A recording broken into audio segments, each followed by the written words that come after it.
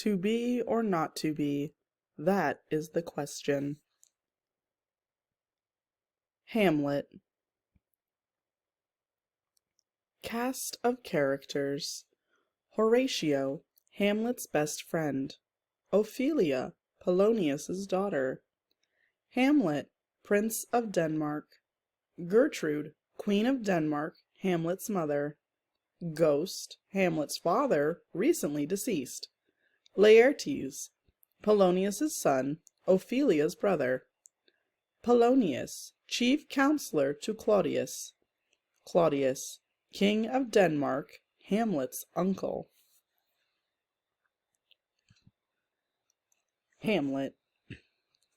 It was a cold, starry night. High up among the rooftops of a castle in Denmark, Prince Hamlet and his friend Horatio waited for a ghost to appear. For the last 3 nights, guards had seen a sad, eerie figure dressed in armor walk along the battlements. Now Hamlet watched nervously to see whether the spectre was his dead father, the king. As he shivered in the frosty air, Hamlet puzzled over the strange events of his father's recent death. He was still shocked that the king had died from a snake bite while sleeping in the garden. But it was even more disturbing that his mother, Queen Gertrude, had hardly waited a month before marrying again, to the king's own brother, Claudius. Married before her tears were dry, thought Hamlet, hating his uncle for being so quick to wed her and claim the crown. Maybe tonight he would see his beloved father again. Suddenly, the night air shimmered, and a ghostly figure in a silver armor appeared. It moved slowly, without a sound, and beckoned Hamlet close. Hamlet's heart thudded in his chest. When the ghost raised its visor, he saw his father's face, pale as moonlight and full of sorrow. "Hamlet, my son," said the ghost gravely, "it was no snake that killed me. Your uncle Claudius poured poison into my ear. He murdered me without a chance to say my prayers. Then he took my queen and my crown." Hamlet was filled with anger. He'd been right to mistrust his treacherous uncle. "If you love me, Hamlet, avenge my murder," cried the ghost. "I will, father," promised Hamlet. "Claudius shall pay with his life for what he has done." "Then fare thee well, Hamlet," said the ghost, "but take care not to blame your mother. Let heaven be her judge." And with a deep sigh, he faded away like a breath in winter.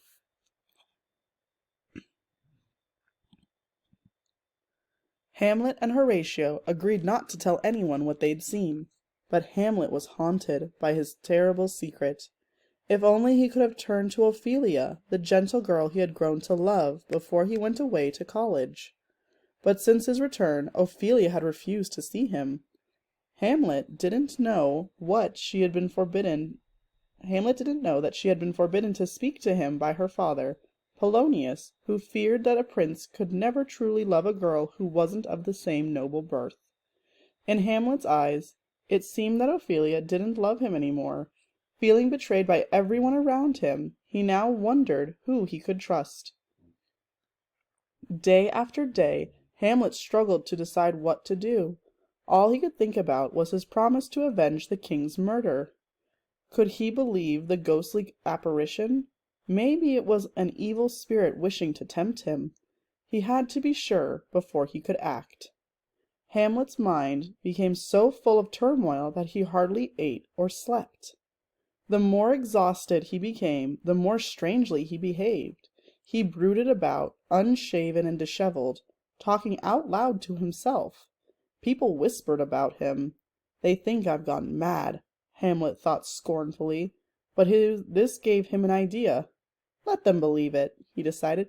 "No one will suspect a madman while I search for proof of the ghost's words, that Claudius killed the king." So Hamlet began acting like a madman, 1 minute talking foolish nonsense, the next minute miserable with grief. But no matter where he lurked and listened, he couldn't find proof of his father's murder. Do I have the courage to keep my promise to the ghost and kill my uncle, he thought, or should I do nothing and live with that hateful traitor Claudius as my stepfather and king? His dilemma troubled him so deeply that Hamlet started to wonder if the only way to escape from this torment was to put an end to his own life. To be or not to be, he asked himself. What was the answer? The king and queen became worried about Hamlet's changing moods. "I'm sure this madness is caused by the death of his father," said Gertrude, but Polonius, who was the king's chamberlain, suggested another explanation. "The prince has been showing affection for my daughter Ophelia," he told the king and queen. "I advised her not to encourage him, but I think it's her refusal that has driven him mad." Polonius offered to arrange a meeting between Ophelia and Hamlet so that the king could secretly observe their behavior for himself. The next afternoon, to Hamlet's surprise, he found Ophelia waiting for him. "I've come to return the gifts you gave me," she said sadly. Hamlet gazed at her fair face, but he no longer trusted her. "Ophelia's father is too close to my scheming uncle," he thought to himself, so he pushed the gifts aside. "I once said that I loved you, but you should not have believed me," he told Ophelia. "I loved you not." Broken-hearted and confused, Ophelia burst into tears. "Have no thought of marriage," Hamlet continued. "Of those that are married, all but one shall live." "Oh, I am the most miserable of women!" cried Ophelia, and she ran from the room. As planned, Claudius had been secretly listening nearby. Hamlet's words made him suspicious. Was his stepson really mad, or had he guessed Claudius's secret? He decided to send Hamlet away. A sea voyage to England should bring the prince to his senses, he told Polonius. "Ask the queen to talk to Hamlet alone first," suggested Polonius. "Maybe he will open his heart to his mother. A play is arranged for your entertainment this evening. Afterward, I will spy on their conversation and report it to you." Claudius agreed. Later that day, as the traveling actors prepared for their play they were to perform, Hamlet went in search of Horatio. He urged his friend to attend the performance that night. "I've given the actors new lines that change the play, so now it will imitate my father's murder," Hamlet explained. "Watch Claudius closely as the play unfolds. We'll see if the ghosts spoke the truth. The play's the thing to catch the conscience of the king." That evening, Claudius paid little attention as the performance began, but when the players acted out a murder, pouring poison into the ear of a sleeping king, Claudius leapt to his feet. "Enough! Get out!" he shouted angrily, and he stomped out of the room. The whole court followed, mystified by the king's behavior. Only Hamlet and Horatio remained. "Did you see his guilty face?" asked Hamlet. "There can be no doubt," Horatio agreed. Shortly afterward, Hamlet received a message from the queen asking him to come to her room. On his way to the queen's apartments, Hamlet paused at his uncle's door. "I have the proof now," he thought. "Here is the perfect opportunity to avenge my father." But to Hamlet's dismay, he found Claudius on his knees in prayer. Shaken by what he had seen in the play, Hamlet held back. "If I kill Claudius now, he will find forgiveness in heaven," he thought with exasperation. "I must wait for another chance to send him to the devil for his deeds." Hamlet left silently and went on to the queen's room. Although he'd promised the ghost that he wouldn't punish her, Hamlet was determined to confront his mother with the truth.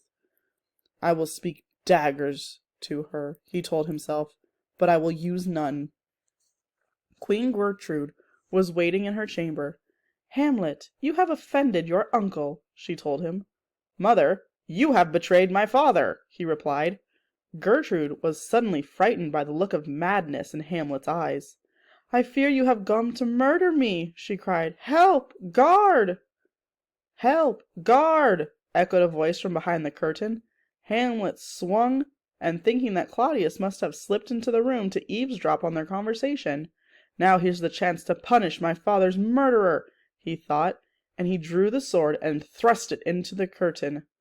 but to his horror, Polonius slumped to the floor at his feet, dead. Polonius's death gave Claudius the perfect excuse to send Hamlet away from Denmark. The prince's madness is a threat to us all, he told Gertrude. We must send him to England, for our safety and his own. Claudius didn't tell the queen that he would also send a letter ordering that Hamlet be murdered when he arrived. Hamlet had no choice but to obey the king. However, his ship was not destined to reach England. After only a few days at sea, it was attacked by pirates. The prince offered the pirates a reward to return him to shore, but there he found himself far from home. Hamlet made the long journey back to the castle. When he finally arrived, he saw Gertrude and Claudius leading a funeral procession into the graveyard. They had come to bury Ophelia, who had been so distressed by Hamlet's rejection and her father's death that she had drowned in a stream. Beside the grave stood Ophelia's hot-headed brother Laertes, recently returned from his travels in France. Laertes had been told by the king that Hamlet was responsible for the deaths of his father and his sister. So when he saw Hamlet, he lashed out at him angrily.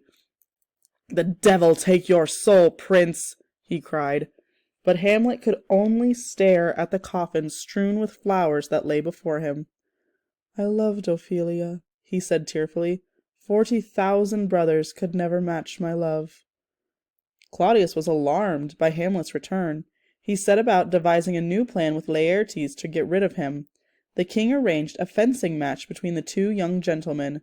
No one else knew that he had given Laertes a poisoned blade and prepared a glass of poisoned wine for Hamlet in case the blade should fail. Everyone at court gathered to watch the fencing match. Horatio was worried for his friend, but Hamlet was unafraid. "If I am to die today, Horatio, I am ready," he said. The match began. Hamlet was the most skillful opponent and soon scored the first hit, prompting praise from the king, who offered him the poisoned wine as a toast. But Hamlet wasn't ready to drink. To the king's horror, Gertrude drank from the glass instead. Knowing nothing could save her, Claudius let the match continue. Hamlet was scratched by Laertes' rapier, and then, in a scuffle, both weapons were dropped and switched hands. In an instant, Hamlet wounded Laertes with the poisoned blade. At that moment, the queen was overcome. "The wine!" she gasped. "I've been poisoned!" And she fell dead to the floor. Laertes hung his head. "That blade has poisoned us too, Hamlet," he confessed. "We have little time to live. The king's to blame." Everyone stared with shock at the king. "Treason!" they cried. Claudius rushed for the door, but Hamlet shouted for it to be locked so that he couldn't escape. Feeling his strength already ebbing away, Hamlet stabbed Claudius with the poisoned rapier, then seized the glass of poisoned wine and forced his wicked uncle to drink. "Venom, do your work!" he cried. The promise to his father's ghost fulfilled, Hamlet sank into Horatio's arms. "Sleep well, sweet prince," murmured Horatio. "Remember to tell my story, loyal friend," whispered Hamlet.